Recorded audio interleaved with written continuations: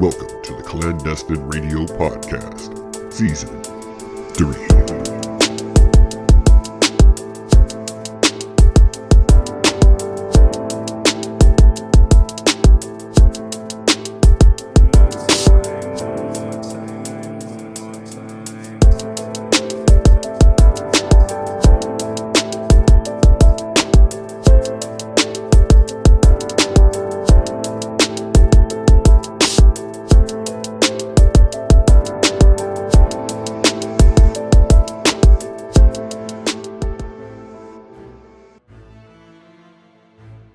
Good evening, curious minds out there across the world, and welcome to Clandestine Radio Podcast. As always, I'm your host, DJ Jazwa, and you are tuned in to Season 3, Episode 6, The Franklin Scandal. Welcome to Omaha. For those who may be unfamiliar with this case, as I know that many out there are, I've done my very best to try to create a thorough on-ramp, to this information in this first episode, so that hopefully by the end of this first episode, you will have a pretty solid foundation and an understanding of the events that took place before we dive a little bit deeper next episode into the witness stories, the testimonies, the trials, and all the deeper connections that made this scandal so very important. We've been on a bit of a break the last few weeks, as I'm sure you've noticed, and I genuinely appreciate your patience as well as you returning for this episode.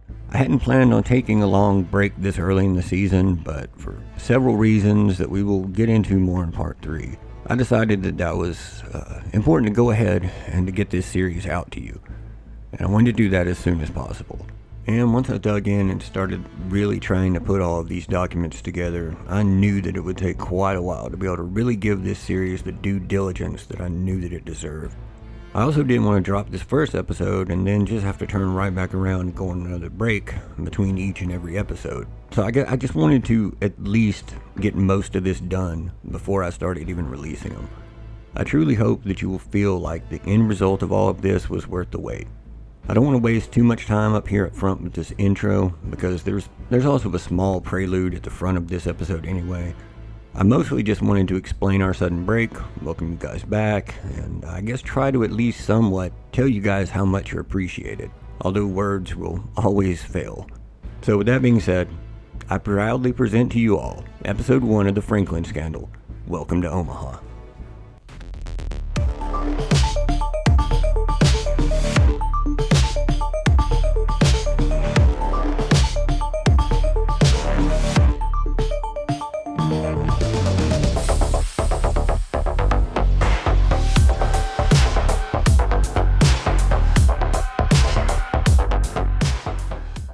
I've spent years looking into this story. It was actually one of the first 5 big episodes that I had in mind when I first created this show.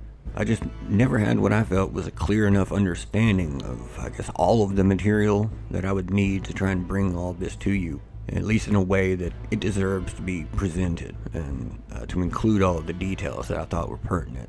I read several books and obtained around 3 gigs of text documents from a mixture of court transcripts, police reports, investigator notes, legislative investigations, and witness statements, and financial records. I recently spent about 2 months just going through it all in detail and piecing together what I feel is one of the most thorough and accurate independent investigations done on this case yet. Then, the last 4 weeks, condensing all of that down into this 3-part series. The best way I know to get to the most accurate conclusion possible is to just start telling the story, and in the course of that, see where our investigation ultimately leads us. I can't tell you in this moment how this all ends, or if it truly ever will, but what I can tell you is that by the end of this, you will walk away with all of the information needed to judge for yourself whether you agree with my conclusions or not. I'm going to also give you all of the tools that you will need to work this case for yourself, if you feel so inclined. There will be document dumps for each part, as well as some of the tools that I use to evaluate that information and to try to make sense of it all. I feel it is important to let you know right now that this series will be dealing with some very dark and disturbing topics. Those being, and not limited to, ritualistic child sexual abuse, which will come up frequently, child trafficking, murder, and other adult themes that will not be suitable for our younger audience, or those who have any kind of lingering trauma related to any of those topics. If you feel that you may fall into one of those categories, or you feel that this may cause you any additional trauma in any way, then it may be best just to skip this series. With that said, let's begin with the events that first thrust the Franklin Community Federal Credit Union, or the FCFCU, and its manager and treasurer, Lawrence E. King Jr., into the national spotlight, and that opened the closet door for all of these skeletons to come tumbling out. This story begins in the 1980s Omaha, Nebraska, but where it ends, I'm still not completely sure. As I tell you this story, I encourage you to actively listen and to participate. We'll be going over the documents and discussing them and the case as a whole after each episode airs, and between episodes over on our totally free to join Discord chat. The link is in the description of this video. None of that is required to understand the story or to get something out of all of this, but for those of you who are interested in working this case along with me and have held off from joining our little Discord up until now, this might just be your sign to go check it out if you want to dive even deeper into every episode and be a part of the conversation around these episodes. Chapter 1. King and the Credit Union Scandal. On November 4th, 1988, a small single-location bank known as the Franklin Community Federal Credit Union was raided by federal agencies and seized by the National Credit Union Administration, or NCUA, sending shockwaves all the way to Washington, D.C. The credit union would be shut down immediately by federal regulators.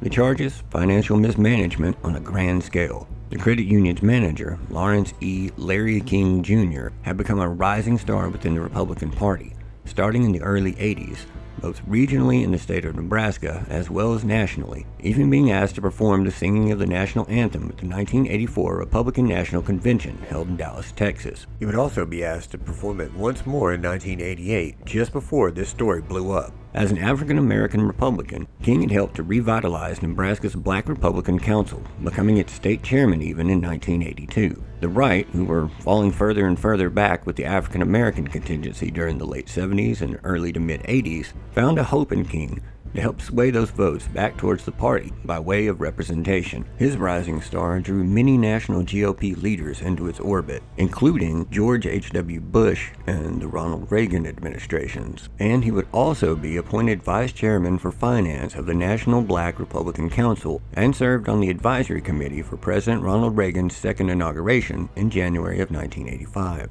By this point, his political connections reached far and wide, and even all the way to the White House, as reported by CNN. All of that would come crashing down, however, on that cold November day in Omaha as federal agents began the process of uncovering the true extent of King's financial crimes. All the powerful figures within Nebraska political and business worlds who had stood behind and facilitated King's meteoric rise to fame and riches all vanished at once, slinking back into the shadows and out of the monumental spotlight that was now being cast over King's wrongdoings. According to the DOJ indictment that I was able to obtain, it was determined that between 1979 and 1988, Lawrence E. King embezzled over $38 million per the Washington Post on a $16,200 salary. King drove a brand new Mercedes-Benz, spent about $146,000 just on flowers, not to mention his use of chartered private jets, limousines, or his $5,000 a month home that he maintained in D.C., which was along Embassy Row, just for when he happened to be in town. If you happen to know anything about D.C., that's a very pricey area. Nor does it account for his lavish spending on luxury designer clothing and tailored suits, jewelry, or entertainment such as his frequent heavy-funded parties, all allegedly paid for with Franklin money. According to lawsuits that were filed by the NCUA, up to $40 million, possibly more in funds, were unaccounted for.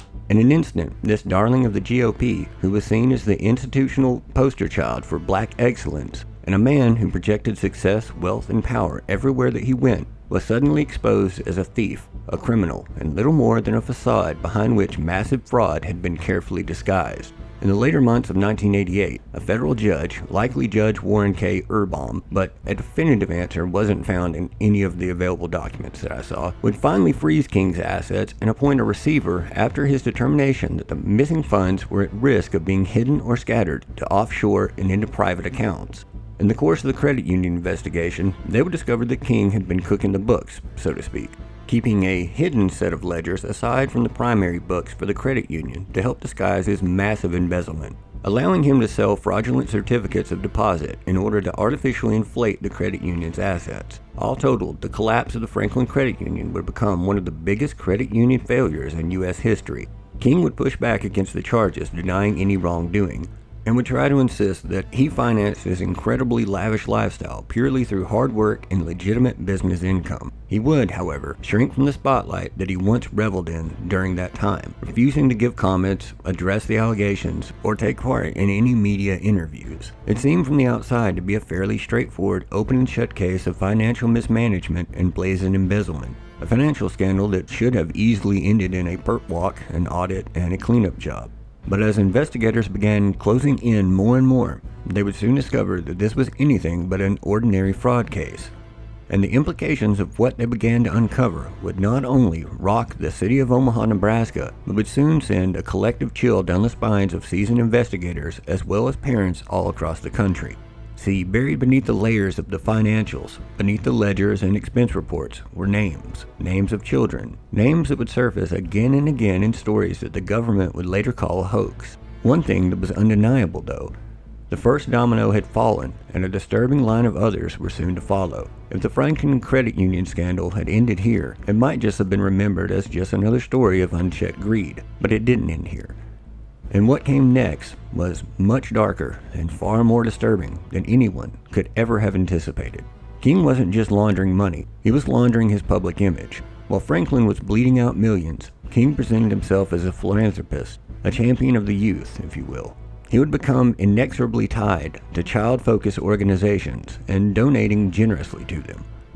He became a well-known benefactor of Boys Town, the famed Catholic-run home for at-risk youth that was located just beyond the outskirts of Omaha. Founded in 1917 by Father Edward J. Flanagan, its stated mission was to care for young boys who were struggling and homeless. It would expand over time to offer a wider range of services beyond its inception as an orphanage, to include services to assist troubled youth, offering, ironically, as you will come to find out, programs for those who had experienced abuse or neglect. King would help fund scholarships and youth events in the name of community outreach. This generosity would grant King an unprecedented level of access and control over Boys Town during this time. In fact, some of the very same kids who were part of this outreach program also had accounts, well, under their names at least, at his Franklin Credit Union. A former staffer at Boys Town who agreed to speak under conditions of anonymity would state, quote, Larry King would come out to Boys Town and bring gifts. He made donations, hosted parties. He had access. Franklin's client list would include not only local churches and nonprofits, but also group homes, adoption agencies, and child welfare organizations. Facts that alone wouldn't have raised any red flags at the time, but in hindsight, stand out as being hard to ignore. Lawrence E. King Jr. sat at the financial crossroads of vulnerable youth and institutional power. And as federal investigators would soon come to find out, some of those youth had a very different story about King, but we aren't there yet, not quite. Before any of the allegations began to bubble up to the surface, long before they ever hit the evening news, King already had the keys to the proverbial Boys Town kingdom, and quite literally the front door. Chapter 2. Deeper Than Money. It was just after all of this in late 1988, early 89, that the Nebraska Foster Care Review Board, or FCRB, began the process of reviewing unusual claims by foster children.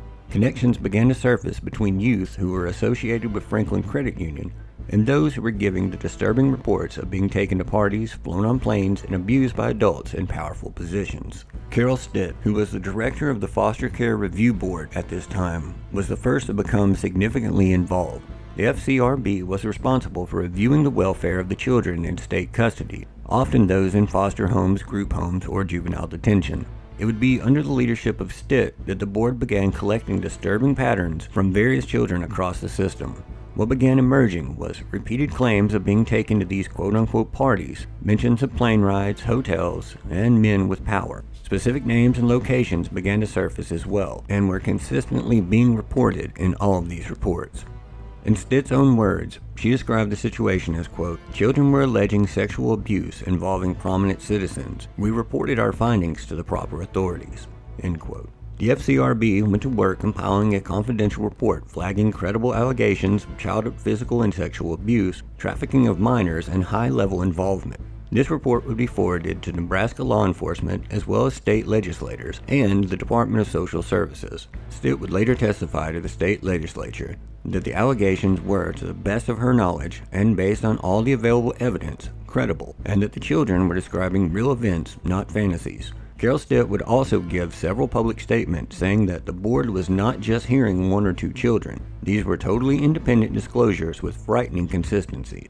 Despite Stitt being a well-respected director for the board and having worked with thousands of children over the years and presenting a difficult-to-dismiss body of evidence, she would be shut down or ignored by law enforcement and some state agencies. Despite that, Stitt persisted, helping to make the case for a separate state-level investigation. So before the word conspiracy was ever uttered, before all the headlines and before the television cameras were ever trained on the case, there was Carol Stitt. To review, as the director of Nebraska's Foster Care Review Board, her job wasn't political. It wasn't glamorous either.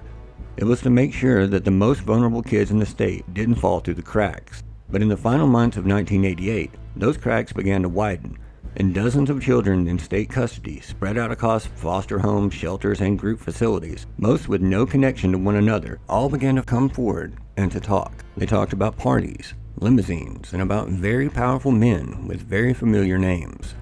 Some talked about being flown around the country. Others described places in Omaha that no child would or should have ever known. So Stitt did the only thing that she knew to do, the right thing. She documented, she compiled, and she turned all the info that she had over to the proper authorities for investigation. The reports produced by Stitt's office weren't hearsay and rumors. They were well documented, typed, notarized, and signed by professionals whose task it was to protect these children.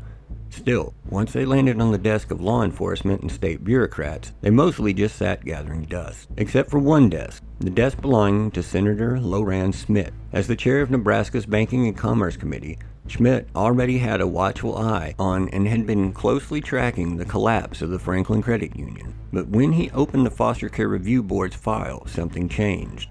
That change, according to Schmidt, was, quote, "I thought we were investigating a financial crime. Then I saw the documents.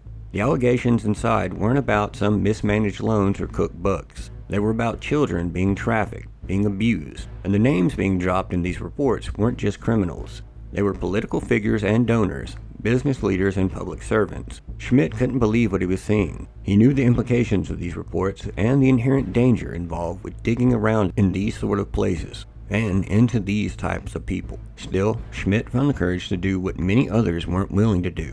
He refused to look the other way. Instead, he decided to launch a formal state investigation under the very public banner of the Franklin Credit Union Probe. This would become a pivotal point in the story of Franklin, the moment where the case would shift from purely financial to institutional abuse. Schmidt had the guts to stand nearly alone in wanting the full truth, not just the financial scandal. Behind the scenes, a much deeper question had taken hold. Was the embezzlement at Franklin just a cover for something far, far darker? Chapter 3. The Turning Point. At first glance, it looked like just another story about money, the pitfalls of greed, and institutional corruption. One could be forgiven for thinking that the FCFCU, this unassuming community institution, had simply collapsed under the weight of its own fraud, and that the feds were just picking over the bones. Sure, the numbers didn't add up, but that was nothing new. For those of us who were alive and growing up in the 80s, we had seen this countless times. Savings and loan scandals were everywhere throughout these years. The 80s were nothing if not the decade of excess and greed. Financial corruption didn't surprise anyone anymore. It was just a part of the news cycle to be expected. It seemed like a new one popped up nearly every single week. But tucked away inside the rubble of secret ledgers and fraudulent loans, there was something more. Something that didn't belong in your standard financial crime. A report, and then another, coming from the top organization overseeing state-run foster care. State Senator Loran Schmidt wasn't looking for this. By this time, he had spent nearly 2 decades in the Nebraska legislature, chairing the Banking and Commerce Committee with the temperament of a man who believed in order, in process, and in institutional integrity.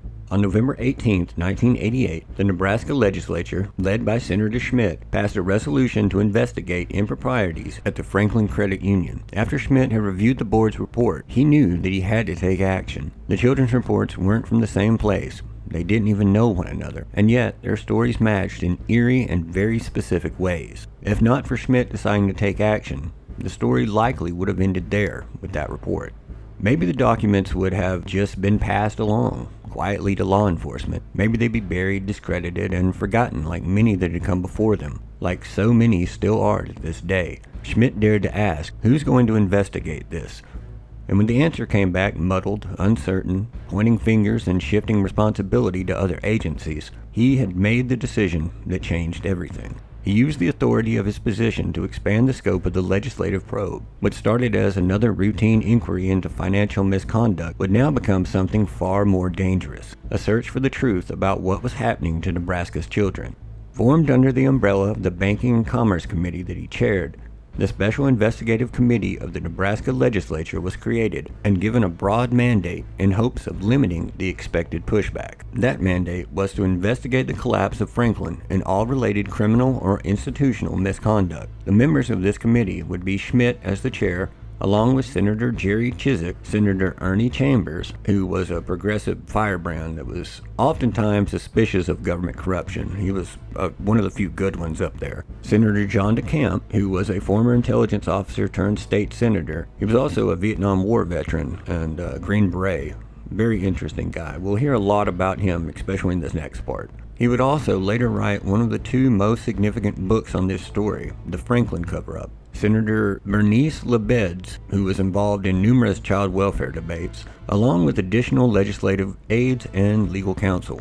This was no rogue operation operating on the conspiratorial fringes. This was a formal legislative body with subpoena power, access to sealed documents, and with the ability to call hearings. Schmidt realized early on that this wasn't the kind of investigation that could survive on paperwork alone. Someone would have to look at these kids in the eyes and hear their disturbing stories firsthand. Early on, Schmidt would bring in a man named Jeffrey R. Jeff Lowe. Lowe was a former investigator hired by the committee to work as a PI and tasked with the preliminary field investigation, including checking into the rumors of child abuse, party allegations, and the connections to Boys Town. He would uncover that Larry King Jr. had developed close commercial ties to Boys Town, and Boys Town youth were sent to work for his companies. Lowe would also dig into the disturbing accounts recorded in the Foster Care Review Board's report, starting with the first person to ever make an allegation against King, Elise Lisa Washington. Elise had been adopted by relatives of King in the 1970s. Her adopted mother was King's cousin, Barbara Webb, and her adopted father was her husband, Jarrett Webb, who also sat on the board of the Franklin Credit Union. Elise would come to know King as Uncle Larry. In her statement, she said, among other things, that Larry King set up the pedophile ring, further adding, quote, "From my knowledge and from what I saw go down, he was the man who got it moving and rolling. Everything went through him," end quote. She also said, quote, "He loves boys, loves them like he shouldn't," end quote. Elise wouldn't escape King's wickedness either, though. Along with those statements, she would also claim that King flew her to out-of-state pedophilic orgies, and that she, along with other Boys Town students, had been transported across state lines for sexual exploitations. During July of '88, before the investigative committee was formed, but after the abuse allegations had begun piling up and talk of them were going around town, the State House started becoming the focal point of a potential cover-up. This was due to the fact that they had received the report, but then Attorney General Robert Spire seemingly didn't act on it at all, and 0 indictments were ever made. In December of 1988, in a Lincoln Journal article, Spire would address the claim saying, quote, "We did receive some sensitive information in July. My office acted promptly and professionally and nothing was sat on," end quote. Spire hoped that that interview would be enough to put the claims of a cover-up to bed for good, but that would backfire when in early '89 the Franklin Committee would issue a subpoena to the Assistant AG, demanding that Spire's office surrender its reports related to King and child abuse. AG Spires would refuse to comply with the subpoena, which led to his investigator, Thomas Vahulis, to be called before the committee to testify as to what, if any, actions had been taken. He would confess that he hadn't interviewed a single alleged victim, and instead just referred all victim debriefing back to the Omaha Police Department, who had already been made aware of the claims and nothing had come of it. Omaha Chief of Police Robert Wadman, remember that name, it will come back up soon, told the Lincoln Journal that his department had received the reports and pursued all leads but found them to be unsubstantiated. He also added, quote, "Every step that should have been taken was taken," which sounds great in an interview, but later he would be compelled to confess that the OPD never even contacted the witness, who was one of the first and also closest to King, Elise Washington. 3 months after Wadman's statement, the Boys Town youth worker who had first interviewed Ulysses and took down her statement would tell the Omaha World Herald that the OPD had never even contacted her either. When Jeff Lowe was tasked by the committee to look into all of this, what he uncovered disturbed him deeply. He would report back in a memo to the committee, quote, "What appears to be documented cases of child abuse and sexual abuse dating back several years with no enforcement action taken by the appropriate agencies is mind-boggling." Lowe would also add, quote, "The information that became public in 1988 relative to King's family connections with one of the principal accusers is cause for further concern." As Lowe began poking around further, he would discover something that many others would come to learn the hard way. Asking the wrong questions in the Franklin case didn't just rattle cages, it set off alarms. The pressure that resulted from these alarms would threaten to derail the entire investigation and would lead to Lowe's abrupt resignation in July of 1989, along with 2 other committee members. According to official reports, as well as Lowe himself, Senator Loran Schmidt informed him that there was significant outside pressure to cool down the broader elements of the investigation, namely those dealing with the abuse. Lowe would state publicly that Schmidt had told him to, quote, "Leave it alone or my kids are going to be orphans," and that threatening phone calls had been made warning the legislature to back off or face consequences. Those threats, allegedly, is what led Lowe to step down in protest. Lowe resigned, in short, because lawmakers and investigators feared continued investigation into abuse would draw unwanted political attention and possibly endanger them or their families. Lowe had also received direct threats to himself and his family should he continue down this path. Whether he left because the case was too big, as some have said, or because someone made damn sure that he understood the risk, Lowe quietly withdrew. In Lowe's absence, the committee would decide to push forward anyway, and they then hired someone they knew would be far less likely to flinch, Gary Caradori, a former state investigator, a cop. Caradori was a man who had made a living and a name for himself in the area as someone who wasn't afraid to go into the darkest of places and bringing the evidence back out. If the Franklin case was ever going to break open, Caradori was the man holding that crowbar. Chapter 4. Enter Caradori. Gary Caradori didn't really look like a man that you would hire to investigate elite corruption. He was quiet, direct, and the type of investigator methodical enough to make you forget that he was watching you, and that's exactly what made him so effective. A former detective with the Nebraska State Patrol, he'd gone private years earlier, missing persons, insurance fraud, surveillance. Caradori wasn't afraid to trudge through the darkest corners of people's lives. That wasn't what drew Schmidt to Caradori, though. It wasn't his resume. It was his reputation.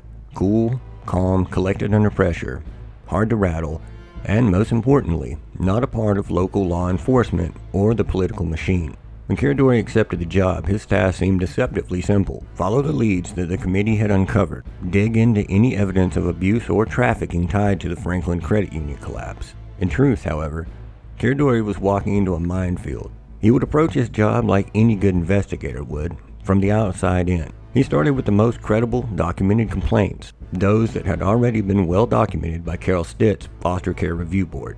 These weren't just some anonymous tips leading nowhere. These were children already in the state's care, either currently or previously, and their names, placement history, and caseworker notes were all right there on the file. One of the first interviews that he conducted was with Alicia Owen. Owens was currently in juvenile detention for apparently writing bad checks. She was around the age of 21 at this time. The stories she had and were told to Caradori, however, were events that had occurred to her when she was barely 14 years old. Her stories would involve many of the same names and same types of abuse that was reported by the others, including being brought in by other kids to meet King, who would have her come to one of his quote-unquote parties the next night. Alicia would be left alone with a much older man who was probably around 44 to 45 years of age at this time. This man, who we will get into more later.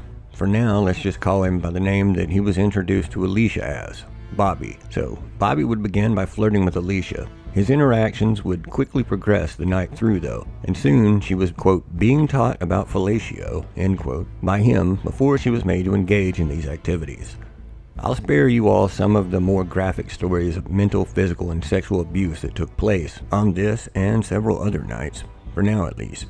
But this encounter, and the numerous ones that came after it, will be necessary for getting the complete picture later, so just put a pin in all of that for now. Just know that her story was congruent with and confirmed much of what everyone else's testimony would be.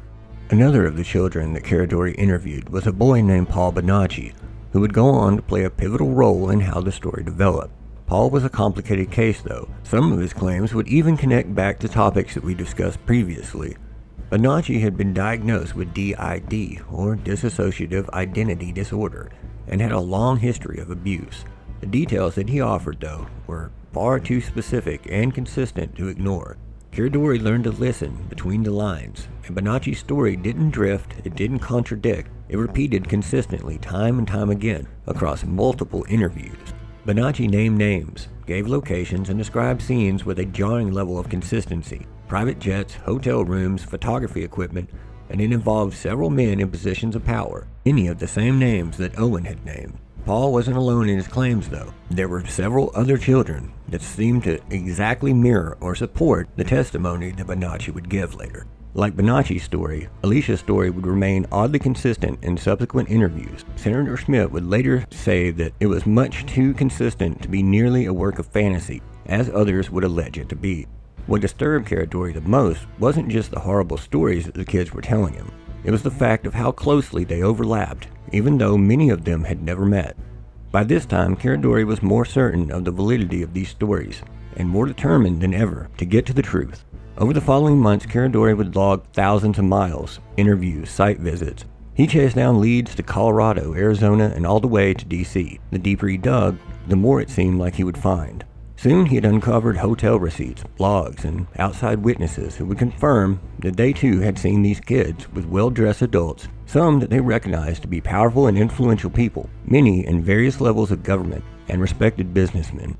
None of it was so completely damning that it alone would scream definitive proof, but more than enough to confirm, in Caradori's eyes at least, that these stories were in fact rooted in something real. The more threads that Caradori pulled, the more seemed to appear. The deeper he dug, the more he found. It wasn't long, however, before the threats began, and by this point, it seemed that the more he dug, the more the walls were closing in. It wasn't just closing in on him, though. The walls began to also close in on the kids involved, as well as the ones who dared to speak about what had taken place to them, and by who, as well as on the people who were trying to help. Witnesses who spoke up to Caradori or the committee were suddenly being picked up by the police for alleged unrelated charges. Some were moved to juvenile detention centers without being given any clear cause. Others, especially the girls, were transferred to distant placements without any warning. Their phone access was cut. Letters that they tried writing went missing and never arrived. One witness was warned, quote, "If you keep talking to that man," meaning Caradori, "you'll be the next one to disappear." Another had her foster home revoked after confirming details regarding one of King's parties. Her social worker was also suddenly reassigned. The report that she made vanished. It was seeming more and more that there was a systematic silencing happening, and that it involved higher-ups in many of the same organizations whose job it was to protect these children. Caradori didn't rattle easily, but he began to notice and document all of these events. He told Schmidt that the intimidation tactics were clearly escalating. It was his belief that the phones were being tapped. All of these events further drove it home for Caradori that there was truth behind all of this, that he was being told, to what he was uncovering, and a very real risk for doing so. He began making photocopies of all of his files, storing backups of his interview tapes in a fireproof safe, and locking his interview logs in a second location. One night, during this time period, his car was broken into. Luckily, he didn't have any of his files stored there. Nothing was taken anyway. His car had just been moved. "They're trying to scare me," he once confided to Schmidt. "It won't work." Later, in interviews with Senator Schmidt, he also said, quote, "He told me that he was being followed and that he thought that his phone was tapped," which is taken directly from a 1990 Nebraska legislature hearing. By mid-1990, Caradori had assembled what he considered to be the strongest components of the case. He had testimonies from multiple witnesses, all naming the same small set of powerful men. Flight logs from private charters matching precisely with dates of alleged trafficking incidents. Hotel receipts that also matched the timeline and locations of abuse claims. correspondence and expense ledgers from Franklin Credit Union tying King to the funding of certain trips and quote-unquote entertainment services. As of his final trip to meet with King's alleged personal photographer, he claimed, and the photographer would later confirm, to have photos that showed some of the minors involved at these parties and other events alongside many of the significant names that had been accused by the children as being their abusers. In early July of 1990, Caradori would allegedly confide in Senator Schmidt saying, quote, "If they let me finish, I can put this in front of a grand jury." It's clear at this point that Caradori, at least, felt that he had enough solid evidence to successfully present it to a grand jury. On July 11th of 1990, Gary Caradori flew a single-engine Piper Saratoga from Chicago, Illinois, back towards his home in Nebraska, along with his 8-year-old son, AJ. They had just attended the All-Star baseball game at Wrigley Field the night before. But Caradori wasn't just there as a leisure trip in Chicago. He had also met with a source, one who would later be confirmed in a civil suit against King to have been Russell "Rusty" Nelson, King's personal photographer. Nelson would later disclose this meeting took place, and he did so while he was on the stand and under oath. He also disclosed that he had provided Caradori with multiple photographs that would show the children who made the accusations against King and others in their presence at these alleged parties. According to Nelson, Caradori felt that these photos were the last remaining piece that he needed to solidify his evidence against those involved. Caradori would place them into his locked briefcase along with other pieces of evidence that he had collected, thank Nelson, and leave. Before Caradori got into his plane to head home, Schmidt would later testify that Caradori would reach out to him to tell him that, quote, "The missing piece, I have it." Schmidt would state that he sounded urgent but confident and finished with, quote, "We've got them by the short hairs." After this call, Gary and Andrew, AJ Caradori, would board the 6-passenger single-engine Saratoga, taking off from Midway Airport late into the night on July 10th, early morning of the 11th. Caradori was a seasoned pilot. He had first been bitten by the aviation bug back during his career with the State Patrol during the mid-70s, and would frequently log over 150,000 hours a year flying, including frequent uses of his Saratoga during those flight hours. He would use it often during his investigations and treat it as an essential part of his toolkit. Caradori, as you can tell from these facts, was far from a hobbyist pilot. His plane had become his office in the sky, his way of accessing witnesses in distant states or arriving unannounced to fragile contacts. Schmidt, who was a pilot himself, would later remark that Caradori treated his plane like an extension of himself, his case file, efficient, flexible, low profile. It would later be determined that their return flight had departed from Midway around or just before 2 a.m. FAA radar contact was lost between 2:40 and 2:57 a.m., roughly 4 miles south of Ashton, Illinois, in Lee County. Several witnesses would report seeing a bright flash of orange that illuminated the night sky at or around 2:30 a.m., as well as hearing what sounded like a large explosion just before or during the flash. And some reported also seeing parts of the wreckage spiraling down to the ground as Caradori's plane broke apart mid-air.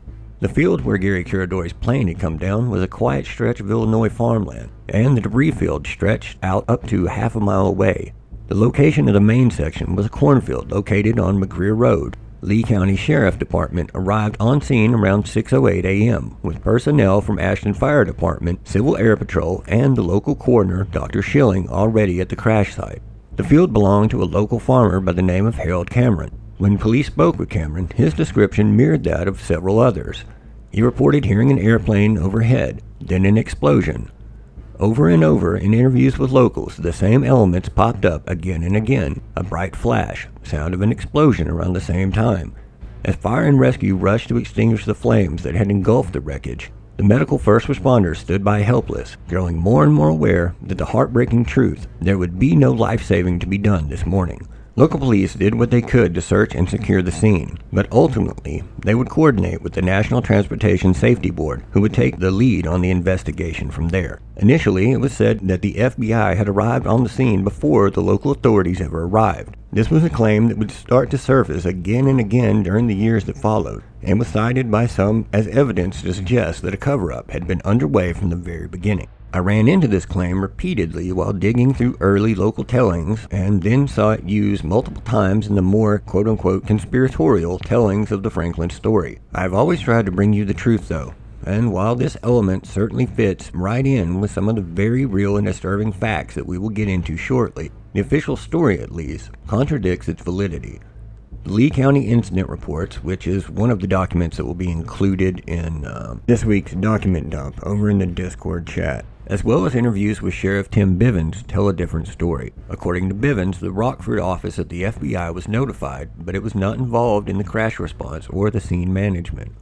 In Bivens' own words, he says, quote, "The Rockford FBI office was advised of the crash, but it is not participating in the investigation." Whether this detail was just misunderstood, exaggerated, or deliberately covered up, it speaks to a larger dynamic that we will see time and time again surrounding the Franklin case, the gap between the official record and the shadowy world that seems to obviously be moving just behind it.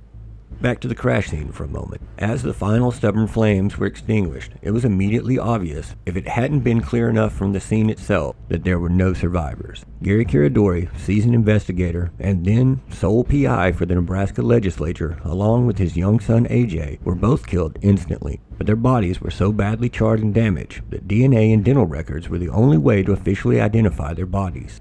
Years later, the NTSB would release their final report on the crash, attributing its cause to a, quote, in-flight structural failure that caused the right wing to shear off from stress, essentially ruling out any foul play and instead claiming that his plane basically just fell apart mid-air.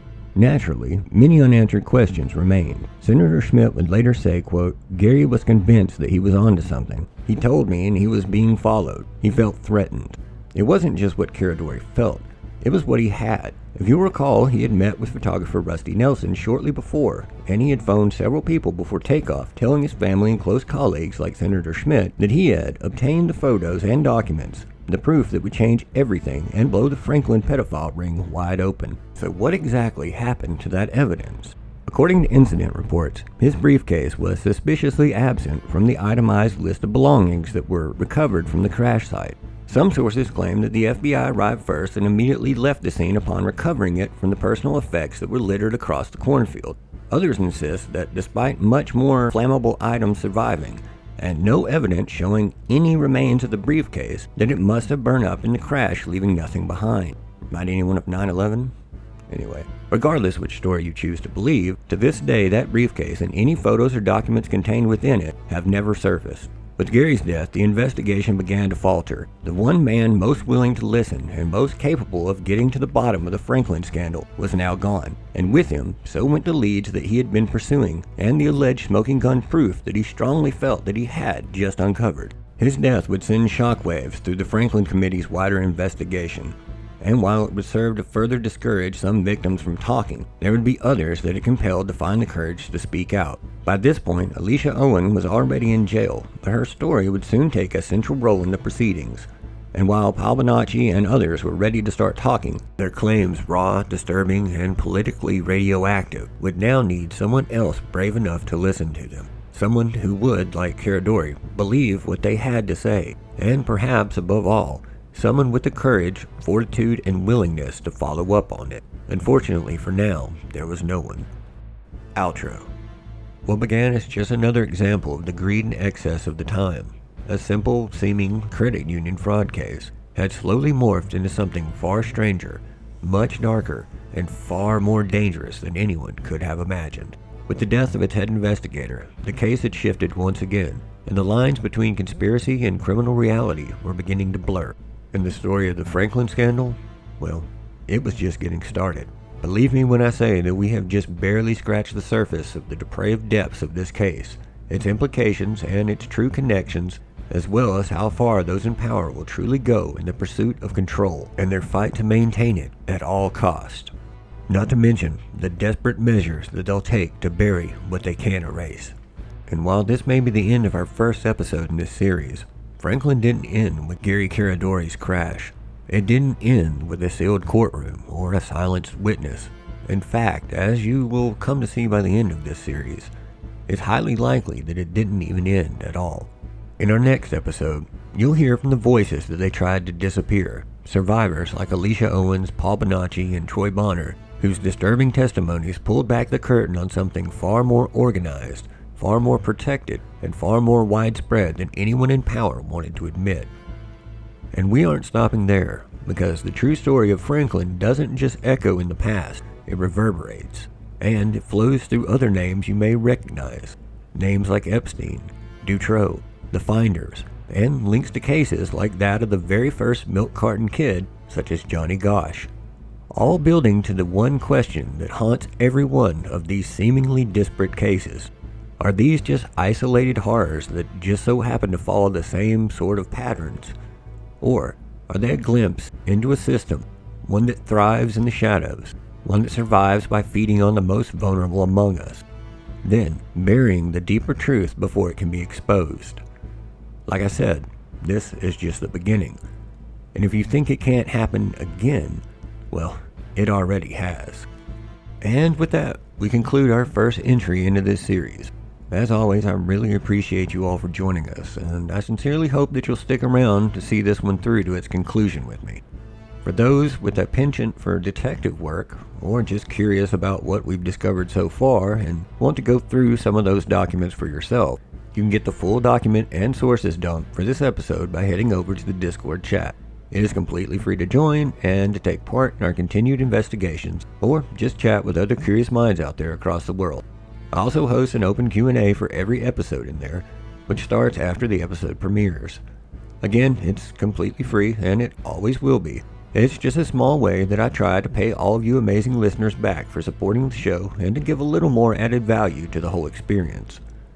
You can also find us or reach out with case ideas or interview requests on Facebook, X, TikTok, or shoot me a good old email over at clandestinradiopodcast@gmail.com.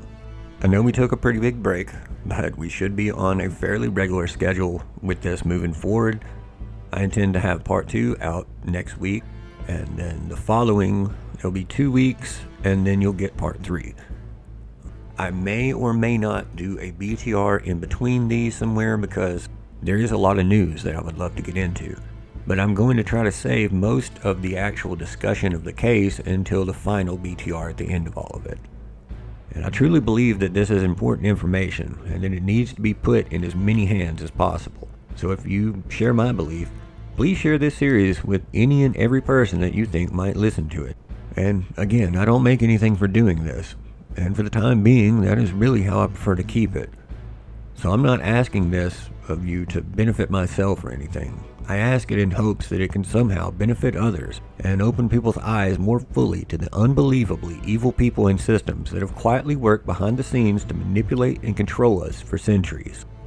See, none of this is new, and I'm becoming more and more convinced that events such as this aren't just random anomalies that occur in some vacuum, unrelated to others like it. The situations and those involved are far too similar, the cover-ups too systematic, and the connections too deep to be mere coincidence. And on that note, tonight's episode comes to a close. I hope that you've enjoyed this introduction into the Franklin scandal, and hopefully you will meet us back here for part 2 very soon. If you haven't already, please take a second just to follow the show and to turn on notifications so you'll know whenever new episodes drop. And thank you to everyone who has taken the time to review the show. It really does help us grow and helps us to reach more people. In turn, it will give us the chance to bring in bigger and better guests and to keep pumping out this free content for you in the future. I'll be back with you all very soon, but in the meantime, take care of yourselves out there, take care of one another if you can, and I'll talk to you all again real soon on the next Clandestine Radio.